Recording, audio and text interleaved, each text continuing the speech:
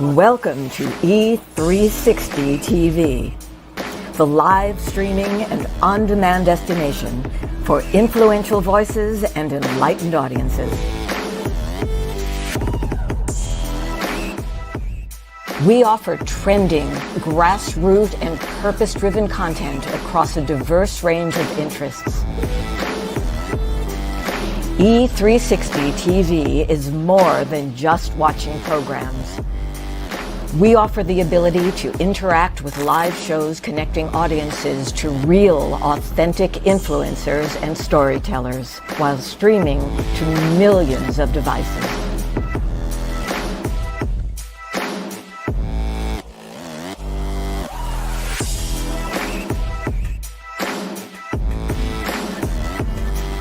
Real experiences. Raw conversation. One destination for it all. E360 TV.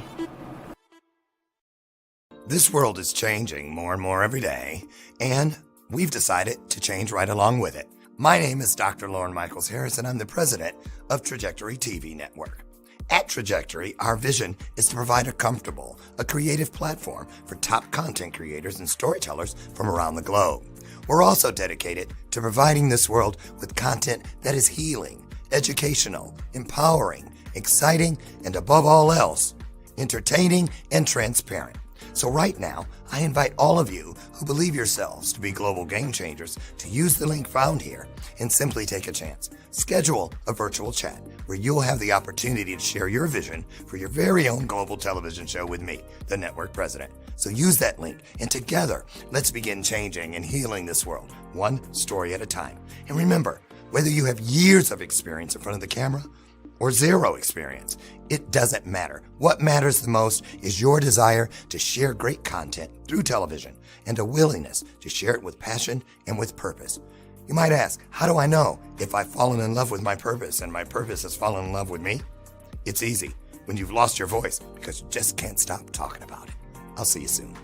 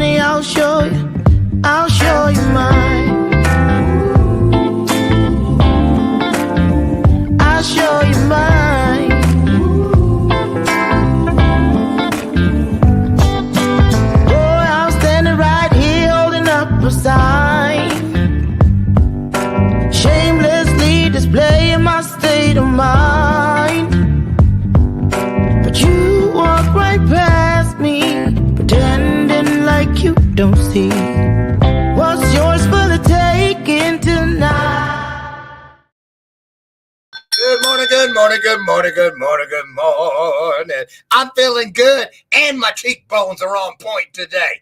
Woohoo! That's because I'm 21 pounds down. Here, I'm going to say it again. 21 pounds down. Yes, Thank you, Jane. Miss Jane. What show was Miss Jane on? Beverly Hillbillies. Miss Jane. That's my ADHD, y'all. It'll take anything and run with it. Okay. Jane, thank you so much. This is the Metabolic Balance Kitchen, #1 best-selling book all over the world. And I am just so proud of the work that Jane and I are doing. Today's Metabolic Balance Breakfast, I'm keeping you in. Yes, it may not look like much, but it's what my body said it wanted, right? So there we go. We have a dark rye cracker with some goat cheese on it, some mango, some baby cucumbers, also with some goat cheese on it. And hey, there it is, 21 down.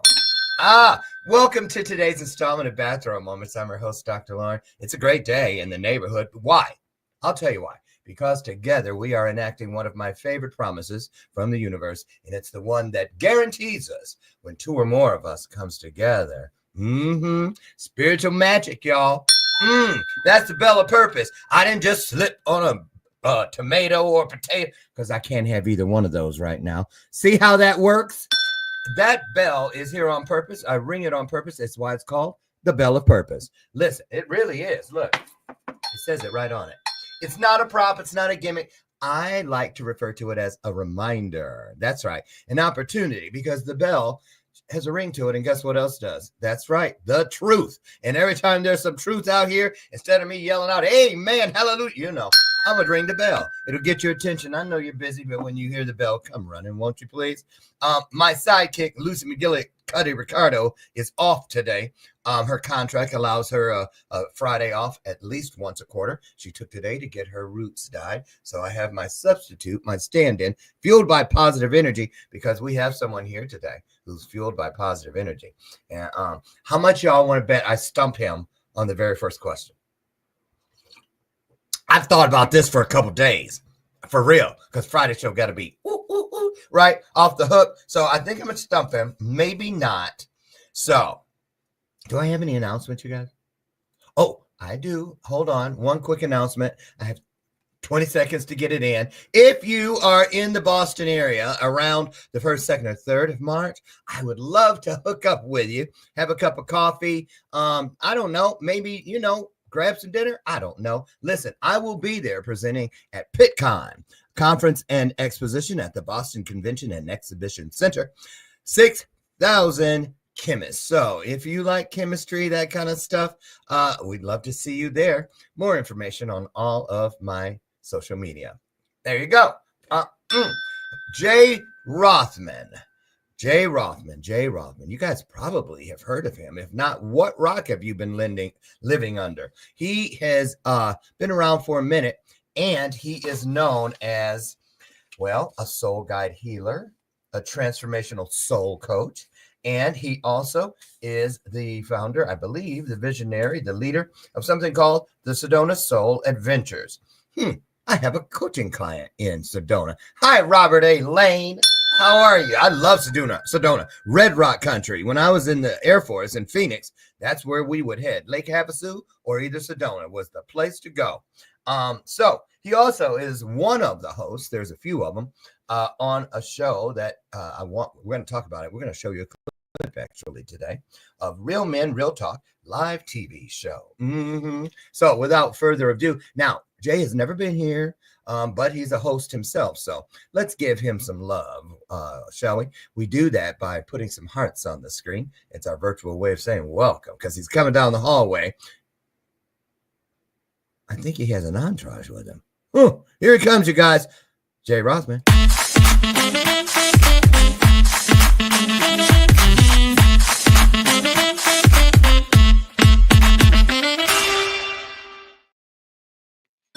Good morning. How are you?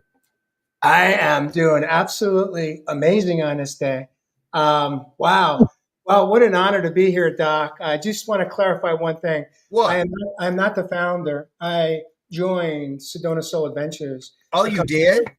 Yeah, I'm a practitioner for them. I just want to clarify that because the founder of the company, or co-partner, is actually watching us live right now. I want to just do a quick hello, shout out, not only to Richard and to Deborah, but to all the beautiful people that are in my life today.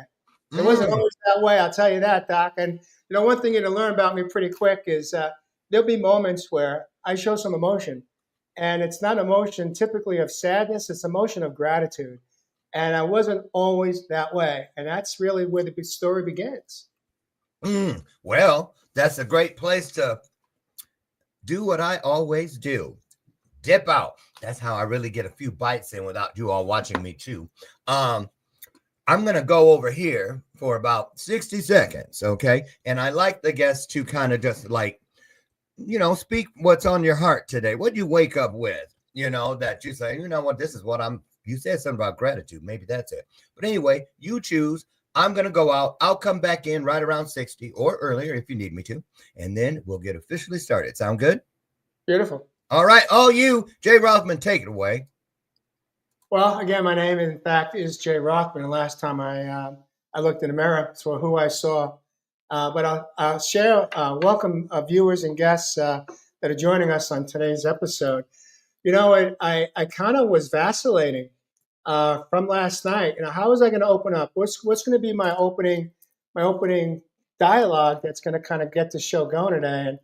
And it wasn't until about 10 minutes before we went live where I had this absolute knowing what I wanted to share, is that I was just an average man living my life and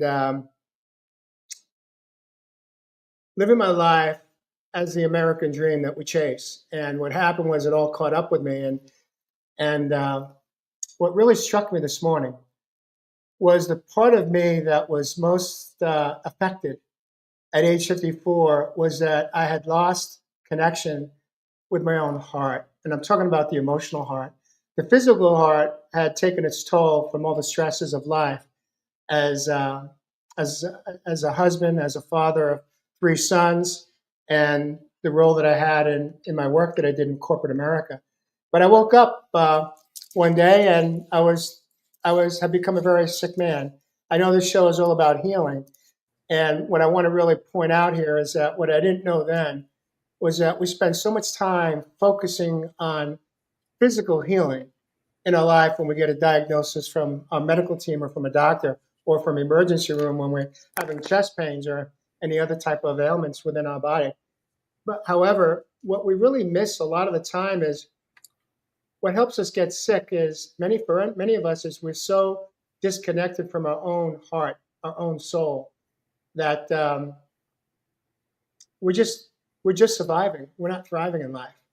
And that was the beginning for me of the journey of finding my way home, to meet the true authentic self I was, not the man I had become in my responsibilities and role in the life that I chose to live.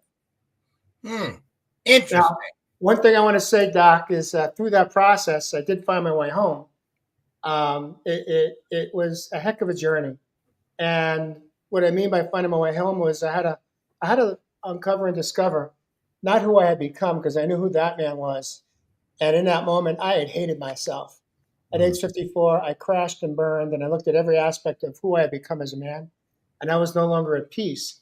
Finding our way home as a man or a woman in order to heal all aspects of our life, emotional, mental, physical, and spiritual, you have to have the courage to go here and really uncover and discover the true essence of who you are. And that for me was a journey. And finding who I was provided me a gateway, a pathway, some clarity in how I wanted to spend the rest of my life.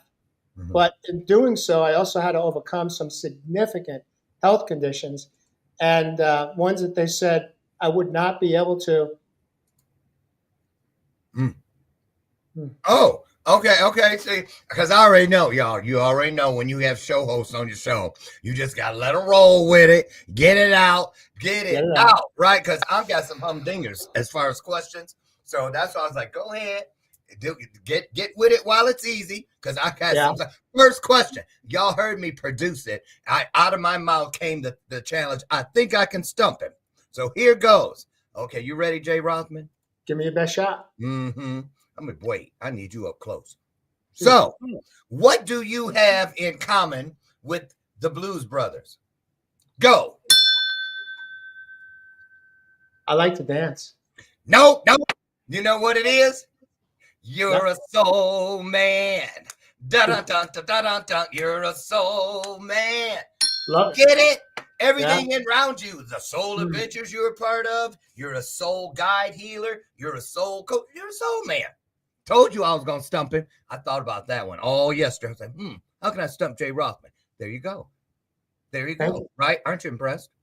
Pretend. I love it. I love the question you asked, and I love the answer you gave that ought to be your listen. If you speak on stage, that ought to be. You know how some of them let you have a little song when you come out. Oh yeah, that's what you ought to have. There you go. So here's my vision of that stage, Doc. I'm going to ask them to roll me out in a wheelchair because, you see, as far as Western medicine was concerned, if you don't have any arteries in your leg, you got to be in a wheelchair because your leg's going to be amputated. But you see, I don't need a wheelchair. And wait, nice try. You are not grabbing the wheel and driving this car this morning, Jay Rothman. We are not on Real Men, Real Talk. He's just going to take it and go down. I got that question. Good. I got it. It's on my little sheet. All right. That's not where we're going first. All right, go. Here we go. Here's the first thing. First of all, why or how did you get to the point? Because we all choose this. I don't believe this is a marketing ploy. That's why I brought up the whole soul man thing. That wasn't just a clever look. It was clever though, right? But it wasn't just that. It's never about just one thing. So I want to know, you could have chosen a lot of things, purpose coach or this coach. But why did you choose soul? I don't think I've run into anybody except Aretha Franklin, the queen of soul, who has chosen that moniker. I mean, because that's a pretty big bite of the apple. Soul. Everything began with the soul. Yeah. I mean, we come to this earth. I am here because my soul provides me protection that bodyguards cannot. My soul is the thing that is thirsty, that I get up every day. Every day I get up and I try to find some way to quench a little bit of my soul's thirst to do better, to be greater, to be bolder, all those things. So what was it that made you say, okay, that's it. That's who I am right there. There it is. I was sick and tired of being sick and tired. I looked at every aspect of my life and I was no longer at peace. Break it down. Because so many people, I'm sick and tired of being sick and tired. But I don't break it down. What do you mean? Were you not showing up for your family? Were you hanging out at the casinos? Were you addicted to porn? What was it? Outside of just physical, because we're coming to that. Yeah. No, I'd say my emotional relationships were pretty much strained and stressed, and you use the word broken, but the relationships outside of myself had taken a pathway where I was no longer at peace with my relationships with partner in life, even my relationships at the time with my own mom and dad, who I had issues with going back to my childhood that I had never resolved or dissolved, and I was carrying it. All those things, even friendships. I was just at that point in my life where I hit a brick wall, and the wall was, for me, it was do or die. And what I mean by that is, you see, so many of us are living to die. And what happened for me was, when I had that awakening, I realized I was no longer living to die. I was dying to live as a man. And I'll stop right there, because when you ring that bell, it means it's time for me to let you go. No, I mean, that's the real truth. We're being vulnerable. The veil has been parted so we can see transparency at its best. So okay. So you say these things, Jay, like it caught you off guard, like you had no idea that you were that guy. So what were you blocked off? What was it? Were you like in that, it was way ahead of it, but that bro culture where men don't cry or whatever. What was it? Why were you so disconnected, you think? Well, my dad did. That was one of his mantras, real boys don't cry. And I got that message loud and clear as a young child. And Mm. so I turned off my emotions, my healthy emotions, my emotions around vulnerability and authenticity as who I am as an 8-year-old. And I'd go to funerals even as an adult, and I couldn't shed a tear. And it wasn't until I had what some refer to as that spiritual awakening at age 54, when I was deathly ill at Cedars-Sinai Medical Center in Beverly Hills, Mm. that I then hit my next level of low. And in that moment, the tears started to flow. And when I got out of the hospital, I knew it was do or die, because I just got that message from within. It was, I had less than a year to go, less than a year to live. If I didn't wake up and From have a, where? what's Where'd you that? get that message from? It came from within. It was the first time I heard this voice, this inner Mm. voice I'd Mhm. never heard before. Ever? Ever, not in this lifetime. Yeah. What'd you think was happening? Who said that? That kind of thing? I mean, Well, did it yeah. scare you? Did it make you what? How did it make you feel when you initially heard it? Well, to be fair, of course, I was on some pharmaceuticals because I was in a hospital. So you could say, well, was it pharmaceutical induced? Some may say that. Some naysayers may say that. But you see, the voice that I heard for me was the voice of God. What did he say? And he said to me, so you know who you become when you hate yourself, but are you ready to go on a journey of self-discovery to find your way home? Mm. And I said, I'm not sure. I'm tired. I'm exhausted. And I asked, well, what if I want to die? What does that look like? And he said, just go home and you get released from the hospital. You got less than a year. And then I said, well, what if I want to live? What does that Wait. look God said, go home. You got less than a year. like? Mhm. I'd be like, who I need to? Can you put me through to management? That's what I've been saying. Okay, Yeah. so were you scared No, or because relieved? I was, well, I had to ask a couple of questions, but I was relieved because I never had a relationship with myself that way or with God. I was always a loner. I didn't trust too many people in my life. Why? So- You know why that was, Doc? Why? Because I wasn't trustworthy. Oh, that's a big piece. Where did you go though? If you didn't have something to reach for, because you know the difference now, what did you do? I surrendered. No, before though, when you didn't have a go-to, when you had those moments that we always have, Yeah. what did you do? Did you just pretend you didn't need it or pretend you didn't feel, ignore it? What did you do? Well, I didn't know what I didn't know, and um, what I did was I just literally surrendered in those moments, and I understood that it was do or die, really. And I said that before a few minutes ago, but I wasn't fearful because I knew I was out of answers and I was out of time, and my best thinking, landed me in that space, and so I was willing to remain open to receive wisdom to come through me. And that's what it was. It was the wisdom that came through that I got the message loud and clear. Were you arrogant? The reason I say that because whenever you have, and there's so many different things out there, not taking anything from real men, but I've even had some shows on the network, interviews with people, about the machismo thing, the bro culture, whatever you want to call it. Are you prior military? See, because a lot of times that has something to do with, but you had that father thing. Can I ask you this? Was your father, like sometimes people that push that on people are kind of narcissistic? Do you think your dad was like narcissistic? I'm not in a position to diagnose my father's mental health. Well, I don't mean it from a mental health thing, but we become groomed by things. That's just fact. Yeah. Wait, hold on. I just want to say this. I want to clear that up. Okay. I'm not trying to get you to talk about your daddy. I'm talking about the thing because you opened it up. You said my father said these things to me. So somebody out there right now is a father that could be saying those very things to their own son. So I want to know, what did you think it was? Did he think that's what his dad taught him, so that's what all he knew, or what? Because we use that.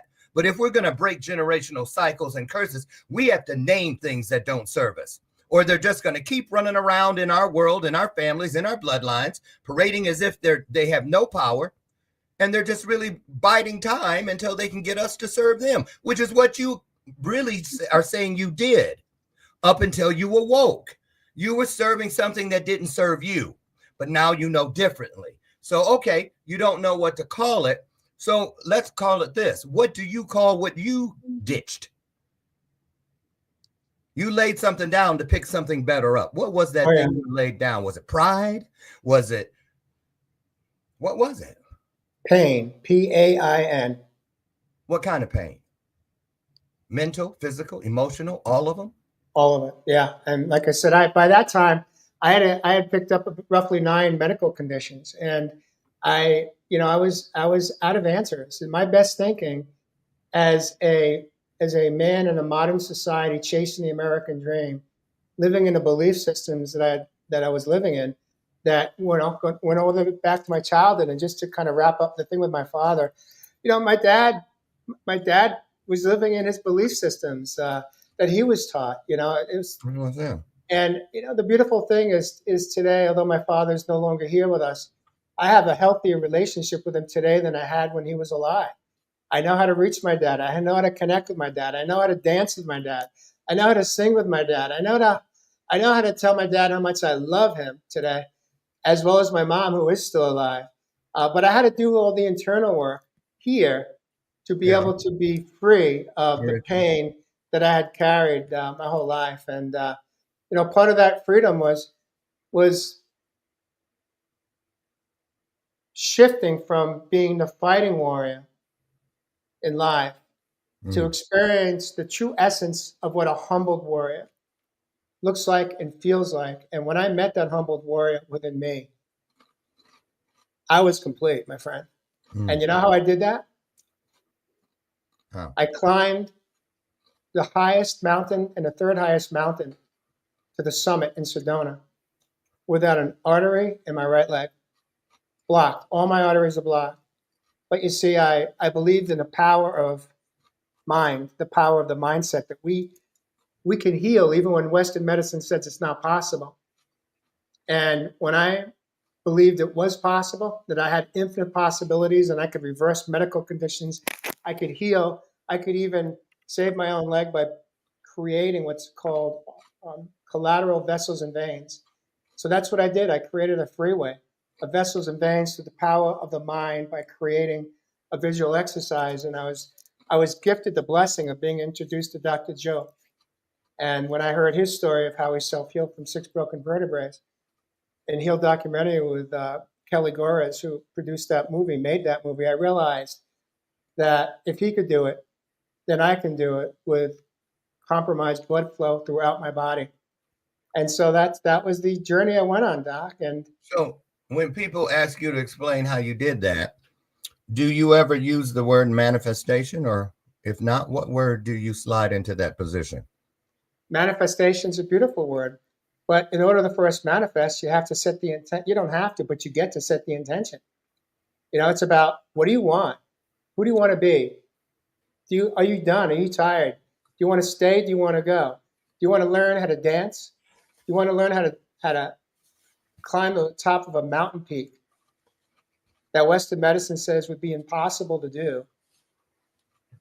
But you defy the odds because you believe it's possible. Okay, right there. So when you believed, because clearly you learned, earned, and believed your way to that point.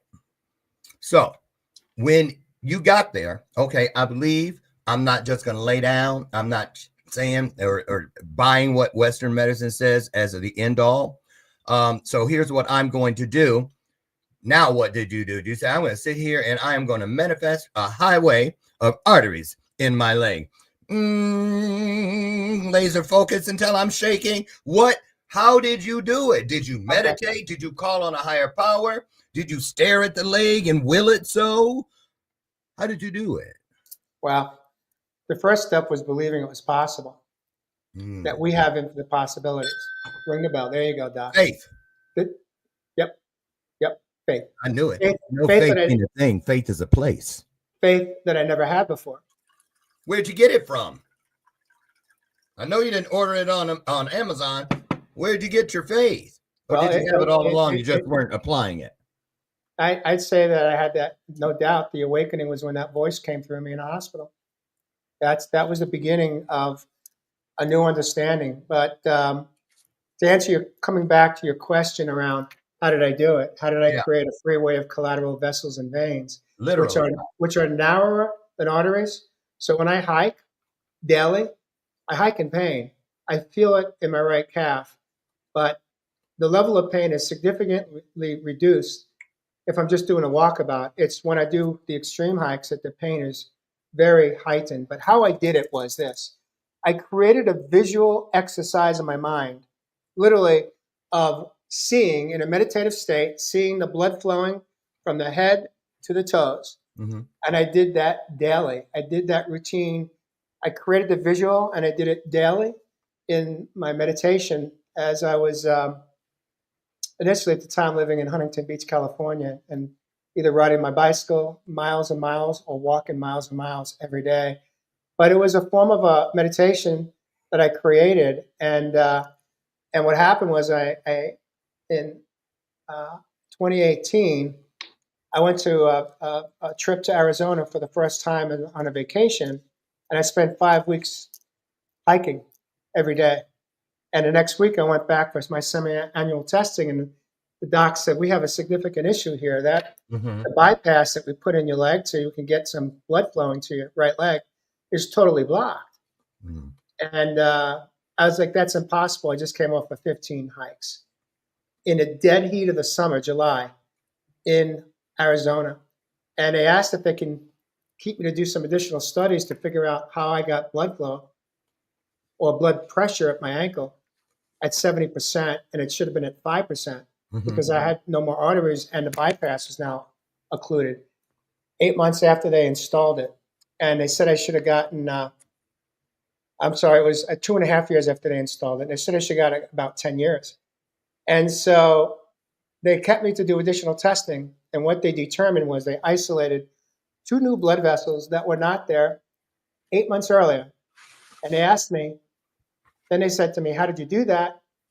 And what changed over 8 months? And I said, the only thing that changed was I was introduced to Heal documentary, Dr. Joe, who shared his story of how he self-healed. And I studied it on a short little video on YouTube. And that was the only thing that happened. Over those 8 months is when I created that visual mindset exercise that helped to build at least 2 new vessels. So when a vascular surgeon said to me, we have to schedule you for emergency surgery, we got to put a new bypass in. I said to the doc, I said, let me ask you this, doc. What if I get off my beach cruiser and I move to the mountains of Arizona and I do some extreme hikes? Is it possible I could get that blood flow from 70% to 80 or 90 or in normal range?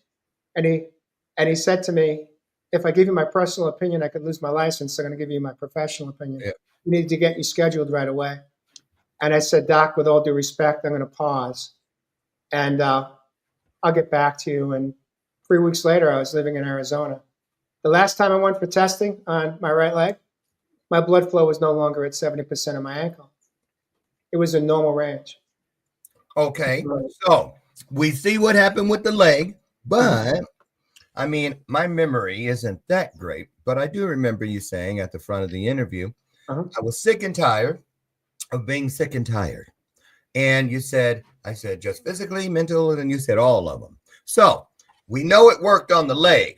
What about those other arenas that you were alluding to or referencing earlier? Have you applied the same technique to those issues? And how has it worked if you have? Well, the number one priority for me was not healing the physical. I just had a knowing that in order for my body to respond in a healthy, positive way to reverse conditions or diseases, I had to first heal the broken heart. The heart I'm talking about is the emotional heart. I didn't have to. I made a conscious choice. So what does that mean? as a real man, because because we come into that's next. I'm gonna just tell you this, the corner right up there, we're coming to it. Okay. A real, and air quotes, real man, because I'm LGBT, so I've had some situations where we had to go there, and I had to go there with some real men because they were thinking, look at me like you're not a real man. And I was like, you want to bet? I'll come out of this do-rag in a second. You see what I'm saying? And it was like that kind of a thing. So actually, let's just go there now. Let's talk about that. What is the definition of a real man? Because I hear guys who are deadbeat dads. I hear other guys say, real men take care of their kids. I hear guys that talking to guys who are violent or, domestic violence perpetrators. And they say real men don't lay their hands on women, these kinds of things. So, and we said earlier, real men can cry. So what is the definition, and how do you promote that mindset on your show with these different personalities that you have there? I'm gonna step out and let you carry that for a minute. Absolutely. Thank you, Doc, for allowing me to. I would say that it has nothing to do with our sexual preference. It has everything to do with, are we willing to be our most authentic, vulnerable self without fear of being judged for who we are? And, because if we're not, then we become what some call chameleons. And for me, I had to find my way home. I had to find my way home to a part of myself that I had walled off from. I had armor up. I wouldn't let too many people in to see me. Why? Because I didn't see myself. I only saw the man that I had created, the persona, so that I would be accepted, so that I would be enough, so that I'd be okay. But the reality was I never was. It was all an illusion. And what we do as men and women many times is we keep busy. And that's what I did. I kept busy. But in keeping busy, I was totally disconnected from my own heart, what we call my own soul. Would you say busy is synonymous with distracted? Or no? It's an avoidance technique, Doc. An avoidance technique. Exactly right. So let me ask you this. You have, I think you said 3 sons. Mm-hmm. How different, how old were they when you had the awakening? Early to teenagers? Were they in college? Were they little ones? Early to mid-20s. Early to mid-20s. Okay, so you had established, they knew Dad by now. They're men themselves. Okay? Well, they knew a version. They knew the version of me, yeah. Okay, so post-awakening, what would you say, Jay, is the biggest difference that you have seen or experienced from your viewpoint and theirs? Because I'm sure you've had this conversation with them. So what is the biggest change, the biggest difference between the old and the new or the current? You talking about myself? Yeah. What do they report? Dad, remember when you used to, or what's the biggest change that people report seeing? It's an interesting question you asked, Doc. I've had a number of individuals in my life reach out to me through conversation over the past 7-8 years, and with a very common question, which is, what happened to you, Jay? Because you're not the man that I once knew. Mm-hmm. And then I asked them, the question of, well, which man do you prefer to be around? And I say, that's a no-brainer. I mean, basically, I just admire you. I respect you. I'm inspired by how you've evolved, how you've changed.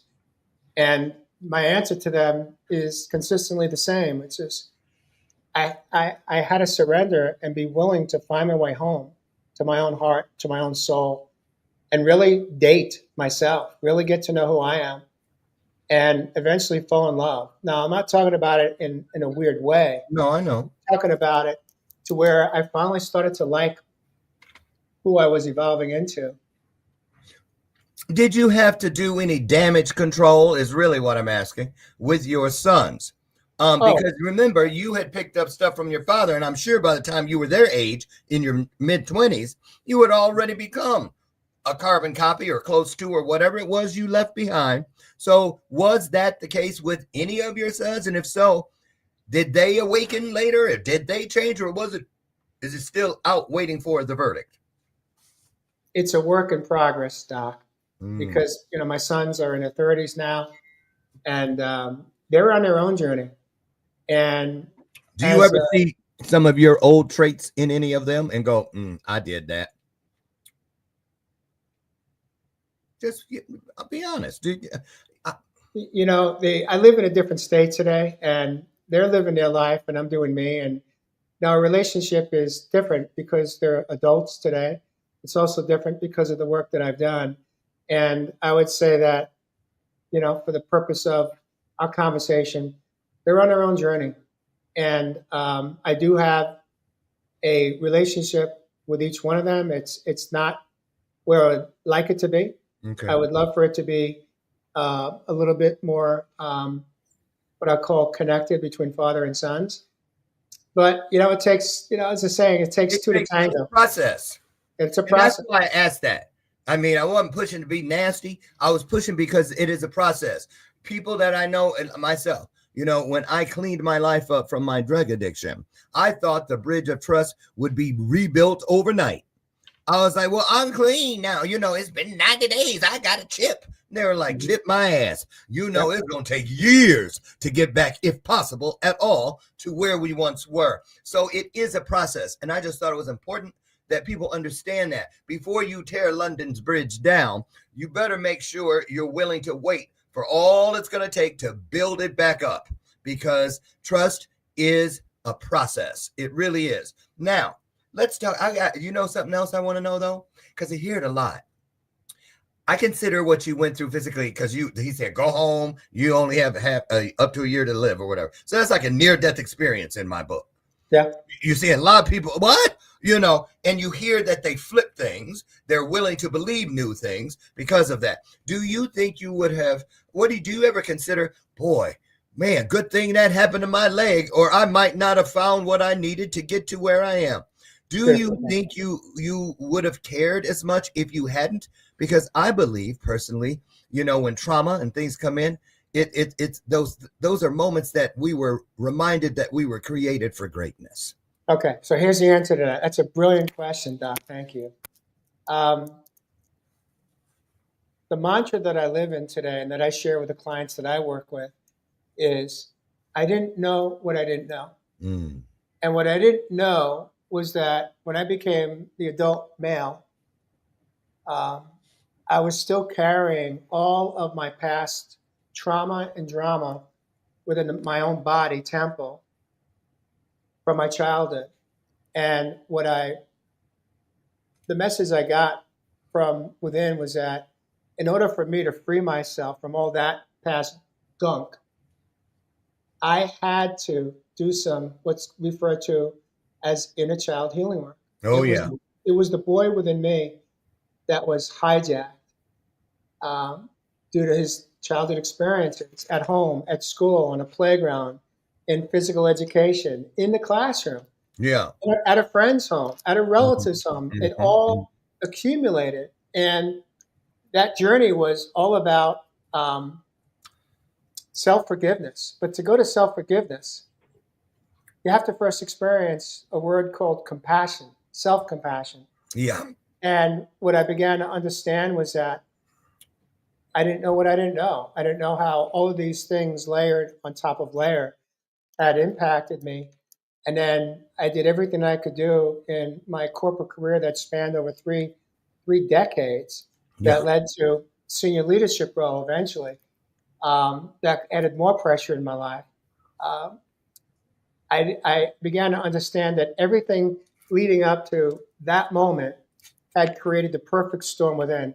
And based on that, am I grateful today that I had my awakening? Am I grateful that I realized that I had been sleepwalking my entire adult life?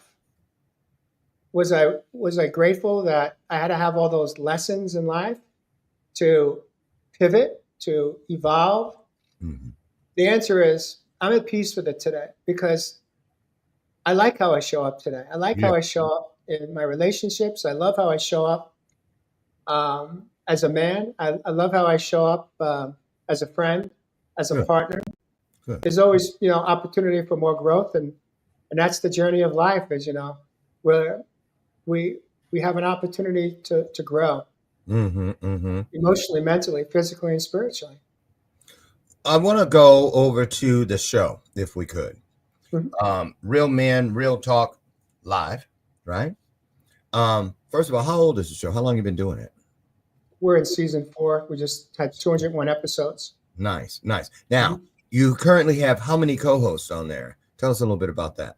I have 2 co-hosts plus myself, and then we typically, most weeks we'll have a guest join us, either primarily a male on occasion. Maybe 4 or 5 times a year, I'll have a female guest join us to give us the feminine divine energy and in the show content. Ever had a gay man on there? I've never asked a man his preference. It's not. I mean, well, then you need to have the conversation. Well, Doc, I've got a couple of sons that identify as gay, so Even more reason.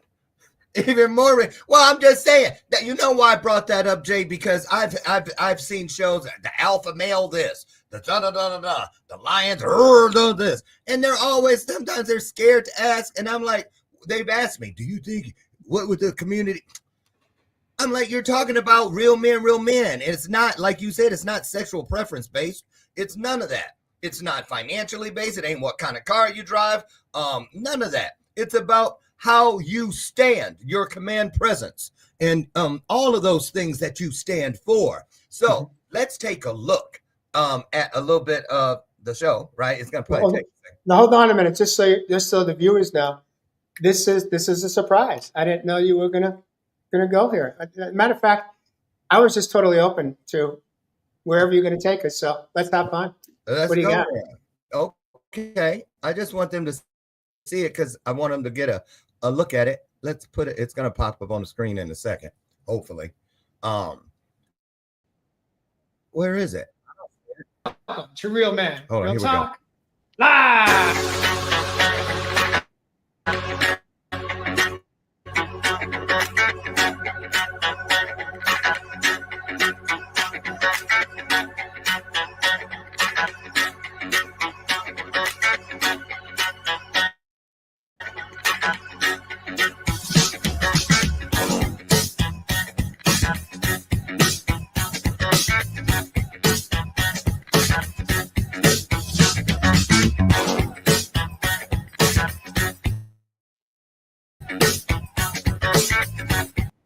Okay, I really, that's my jam now. That's that theme song is like bumping. Nice. So tell me, when you started the show, right?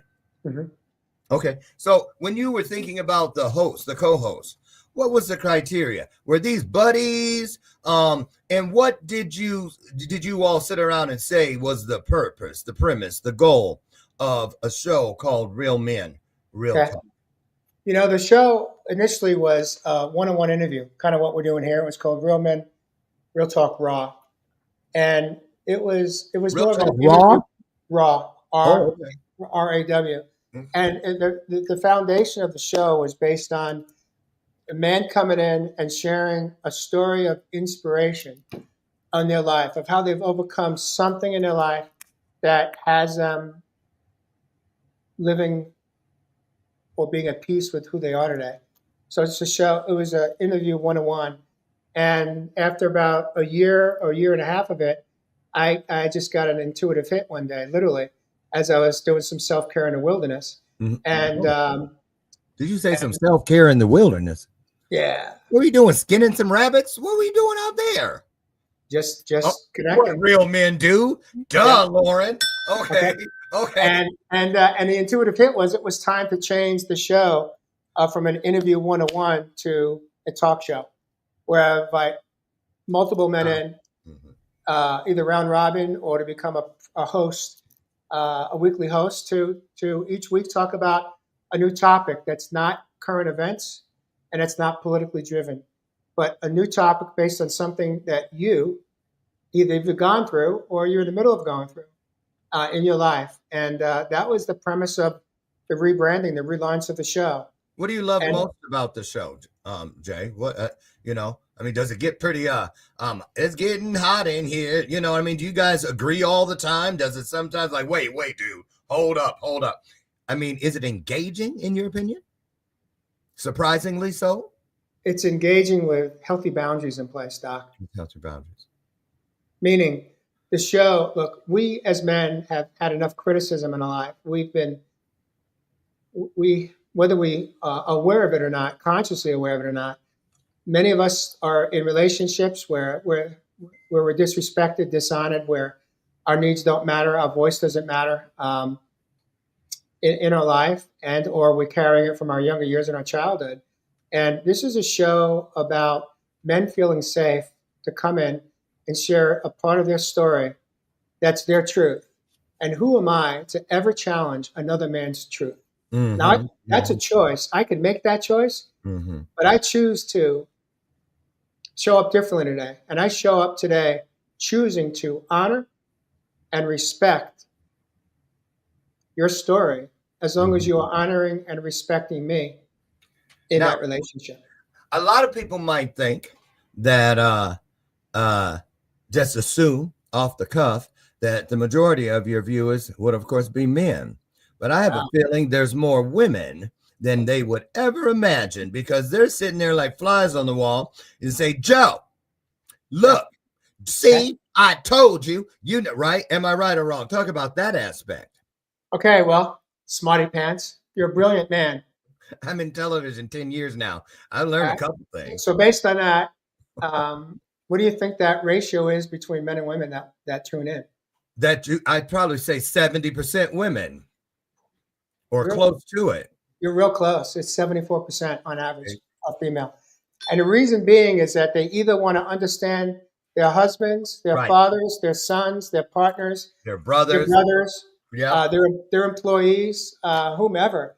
See, women are smart like that. We're stubborn. It's not that we're not smart. We're just stubborn. And there's also many couples watch the show and they call it date night. And you know what? You know what the beautiful thing about doing this show, and I know you're going to relate to it, is I'll be out in the public. I'll be out and about, and I'll stop and have a conversation with somebody, a man, and he'll say to me, "I know you. I've been watching your show for a while now, and thank you for bringing a show platform like this to the public for us to watch." And it happens more times than not, and it always shocks me. It always blows me away, because you never know. This is the lesson in this story, Doc. You never know whose life you can touch, whose heart you can touch by how we show up, by how you show up, by how I show up. And that's why we always get a choice in how we're going to show up. Absolutely. That's it. That's it right there. If you were to leave with only one thing in your memory bank today from the show, I would say take that right there. Everything we are and everything we become is a choice. It is a choice. And, I remember I heard the download like you did with the voice earlier, back in the early days. And I heard the voice say, that thing in the Bible, that passage along where they say, many are called and few are chosen. I said, yeah. They said, well, there's a third piece that's missing. Many are called, few are chosen, but you'd be shocked. And of those who are chosen, how few will choose in return. And choice is paramount. And I want you guys to choose to use the link you see scrolling at the bottom of your screen right now. It is the LinkedIn link, and that's where you can, one of the places I know that you can watch the show. Is that right, Jay? Yep. Okay. Well, primarily the subscription is on YouTube. Okay, head over there.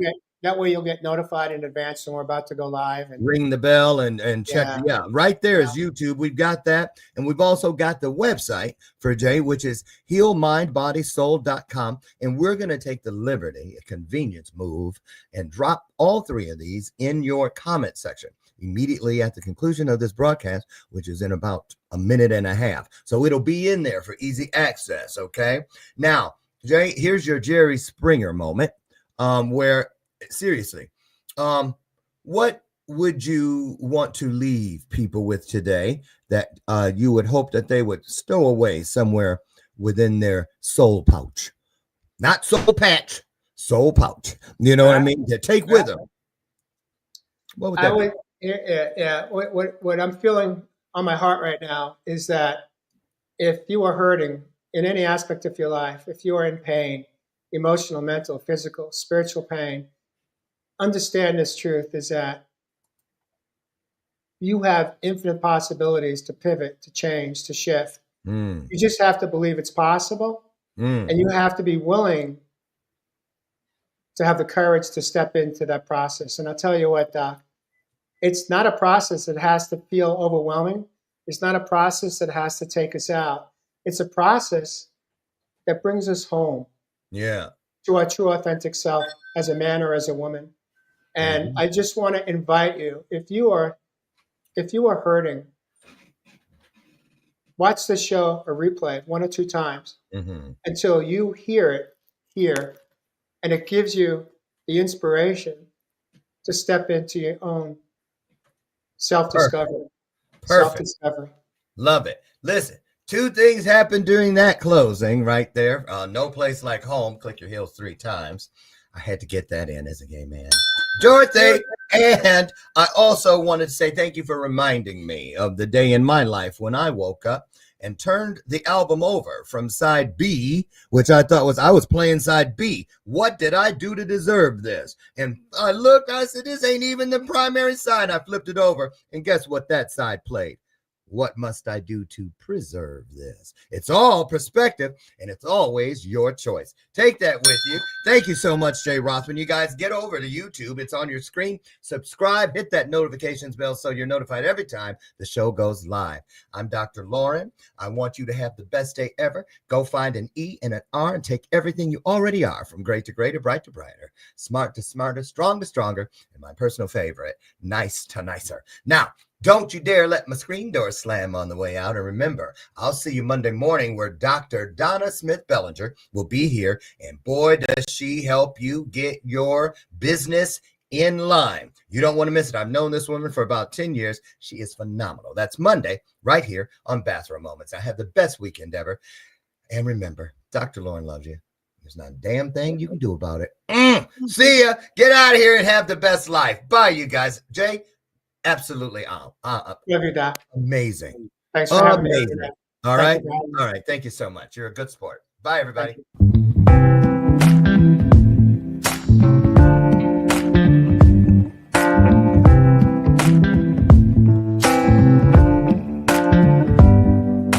Show me your soul. Baby, I'll show you mine. Show me your soul. Honey, it's way past time.